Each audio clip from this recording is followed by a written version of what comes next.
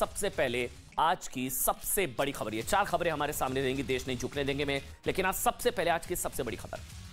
आज हम आपको बताएंगे भारत और भारत के मौजूदा प्रधानमंत्री नरेंद्र मोदी को बदनाम करने के उस विदेशी मीडिया फॉर्मूले के बारे में बताएंगे जिसे 3 चीजों के मिश्रण से तैयार किया जाता है। इसको बहुत ध्यान से समझिएगा। इसमें सबसे ज्यादा मात्रा में आपको हिंदू और मुसलमान जैसे शब्दों का प्रयोग करना होता है। यह मोदी विरोध की रेसिपी है, विदेशी मीडिया का फॉर्मूला है। यह प्रयोग किसी विदेशी मीडिया हाउस के न्यूज आर्टिकल में भी किया जा सकता है और किसी डॉक्यूमेंट्री में भी। इसके बाद इसमें हेट्रेड यानी कि नफरत जैसे शब्द का तड़का लगाया जाता है और ऊपर से गार्निशिंग के लिए बार बार आरएसएस का नाम ले लिया जाता है। फिर इसे सरकार के खिलाफ होने वाले एक वर्ग के विरोध प्रदर्शनों की तस्वीरों के साथ मिलाकर नाजीवाद, फासीवाद जैसे शब्दों की आग पर देर तक पकाया जाता है। ये मोदी विरोध की रेसिपी इस तरह से तैयार होती है और फिर कई घंटों की मेहनत के बाद भारत के प्रधानमंत्री नरेंद्र मोदी को बदनाम करने वाला एक कॉकटेल तैयार हो जाता है। मोदी विरोधी इसी विदेशी कॉकटेल को हमारे देश का एक वर्ग दूर से ही सूंघ लेता है और फिर कुप्रचार के कटोरों में एक पका पकाया एंटी मोदी मिश्रण डालकर उसे मीडिया, सोशल मीडिया के जरिए परोस दिया जाता है। समझिए, प्रधानमंत्री नरेंद्र मोदी के बहाने भारत को बदनाम करने की ऐसी ही रेसिपी ब्रिटेन के प्रतिष्ठित मीडिया हाउस बीबीसी ने की है।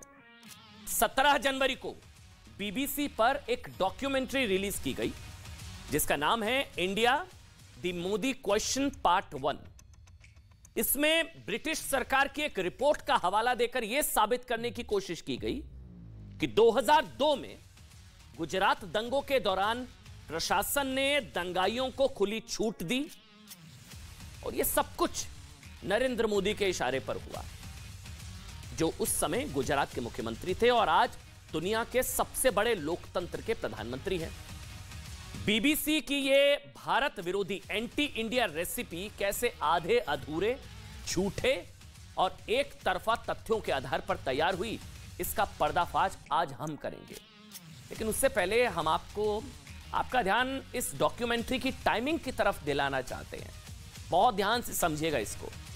अब आप इसे संयोग कहें, प्रयोग कहें, कि जिस दिन प्रधानमंत्री नरेंद्र मोदी अपनी पार्टी के कार्यकर्ताओं से यह कहते हैं कि देश के मुसलमानों से निस्वार्थ भाव के साथ भरोसे का रिश्ता कायम करें, वोट मिलें या ना मिलें सबको साथ लेकर चलें, देश के 20 करोड़ मुसलमानों से मतलब वो उनको मुख्यधारा में लाने की वो बात करते हैं जिन्हें कभी सही प्रतिनिधित्व नहीं मिला, जो आर्थिक और शैक्षणिक रूप से पसमानदा मुसलमान हैं उनको भी साथ लाने की बात करते हैं।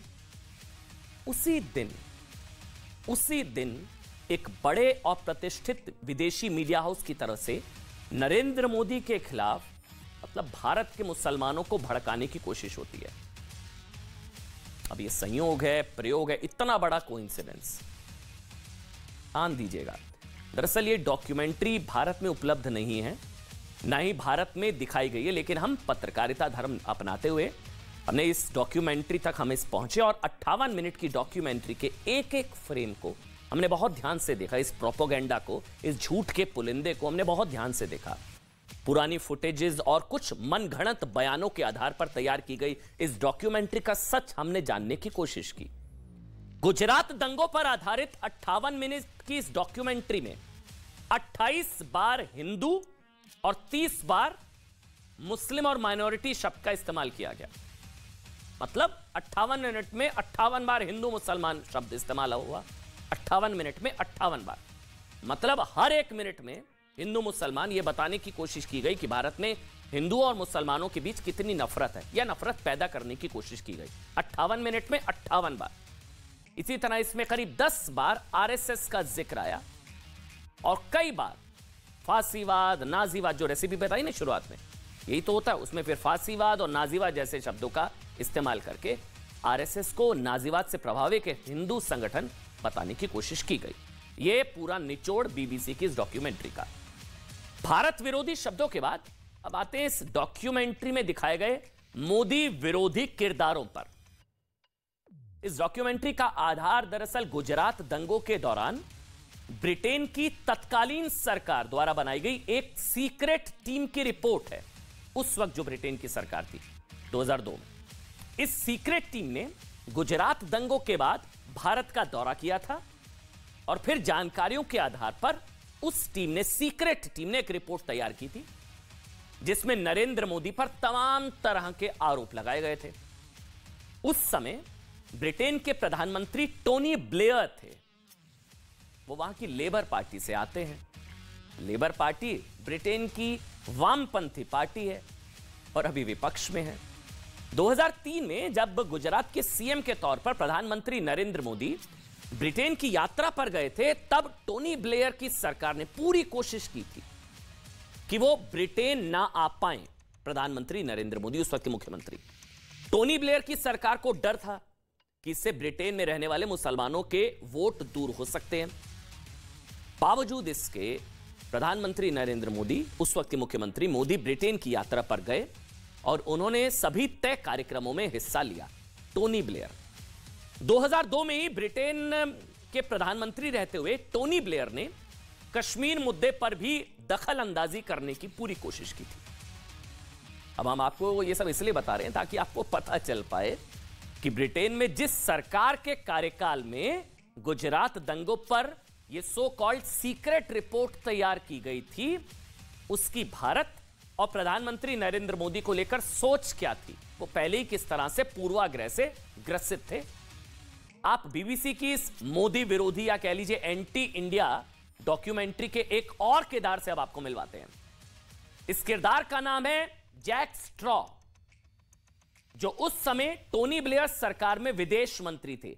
जैक स्ट्रॉ के निर्देश पर ही गुजरात दंगों की जांच करने वाली यह सीक्रेट टीम बनाई गई थी। इनके ऑर्डर पर ही विदेश मंत्री जैक स्ट्रॉ आज भी मोदी विरोधी है, एंटी इंडिया है और उन्हें भी कश्मीर समेत भारत के अंदरूनी मामलों में दखल अंदाजी की बड़ी आदत रही है।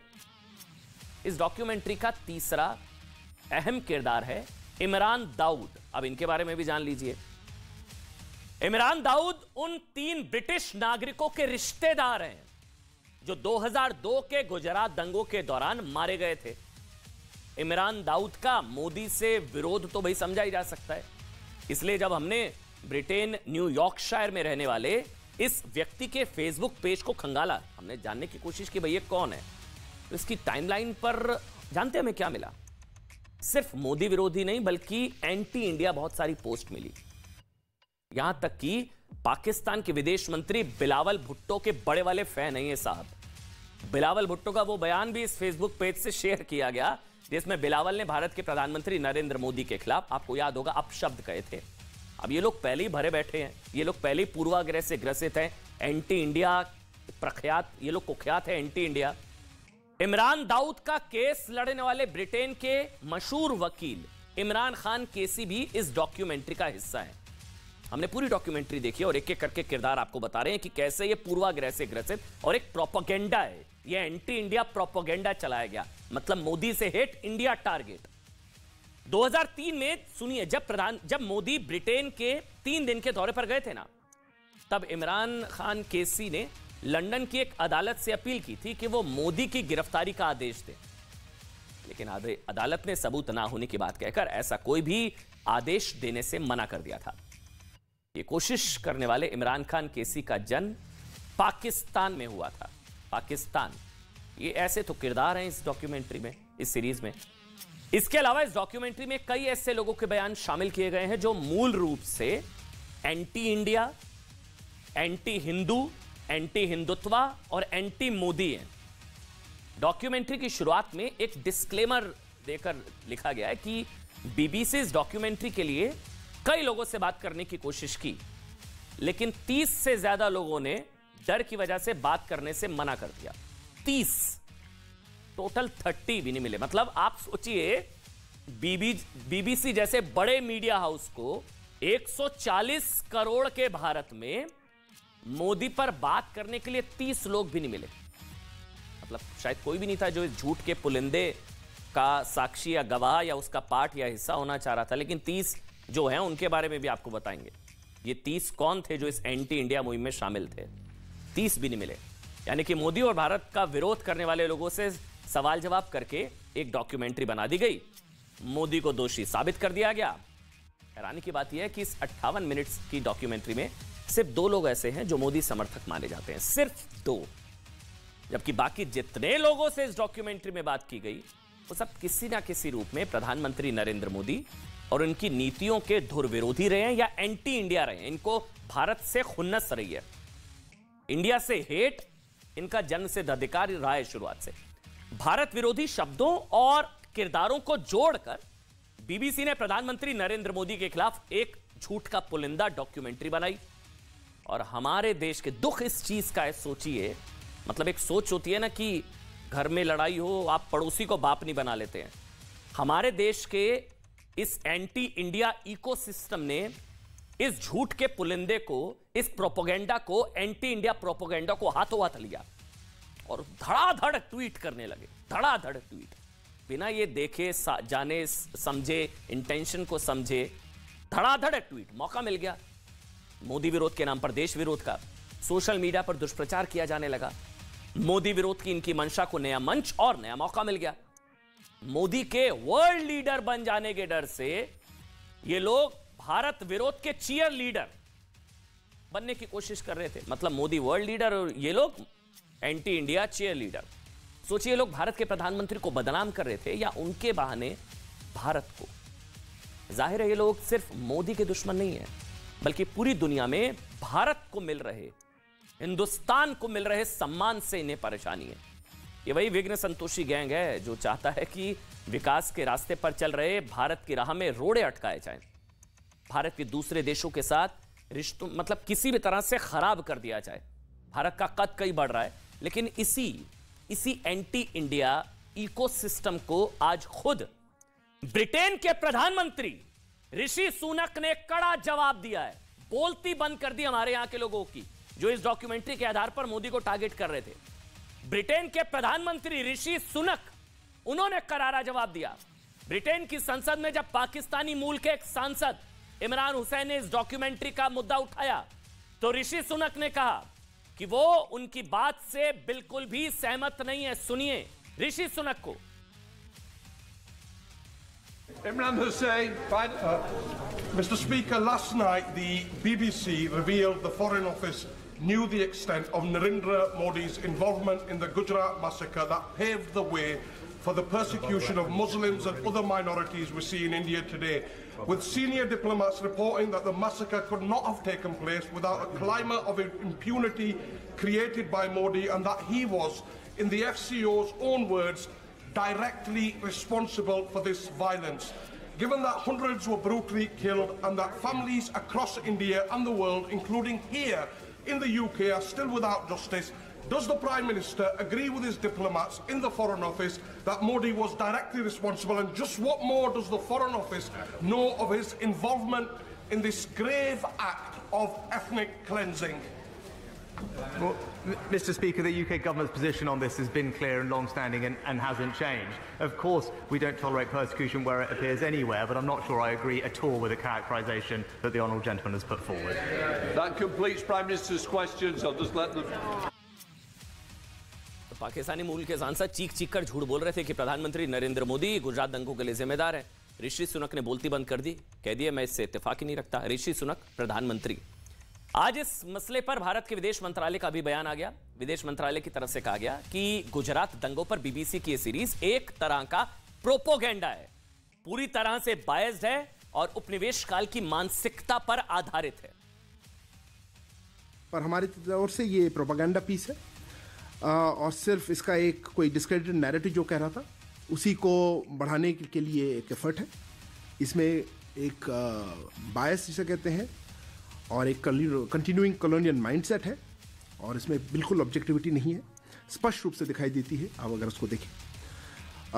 सिर्फ ये कहना चाहूँगा, दिखता है कि इन्होंने जिस ऑर्गेनाइजेशन और इंडिविजुअल्स इसमें जुड़े हुए हैं इस क्लियरली कोई एक इसी नैरेटिव को बढ़ा रहा है और इस नैरेटिव से, इस स्टोरी से उन्हीं के ऊपर रिफ्लेक्शन है कि किस तरह के ऑर्गेनाइजेशन या इंडिविजुअल्स हैं ये। और इससे हमें ये लगता है और ये प्रश्न आता है कि इस एक्सरसाइज का उद्देश्य क्या है और इसके पीछे क्या एजेंडा है। बीबीसी की आलोचना सिर्फ इसलिए नहीं की जानी चाहिए कि उसने दुनिया के सबसे बड़े लोकतंत्र का अपमान किया, बल्कि इसलिए भी की जानी चाहिए क्योंकि उसने भारत की अदालतों और कानूनी प्रक्रियाओं का भी अपमान किया। गुजरात दंगों के विवाद में नरेंद्र मोदी को अदालत में घसीटा गया था। अप्रैल 2009 में सुप्रीम कोर्ट के आदेश पर जांच हुई। साल 2010 में एसआईटी ने नरेंद्र मोदी से पूछताछ की। भारत के इतिहास में पहली बार हुआ जब अपनी सरकार की बनाई एसआईटी के सामने किसी सीएम की पेशी हुई।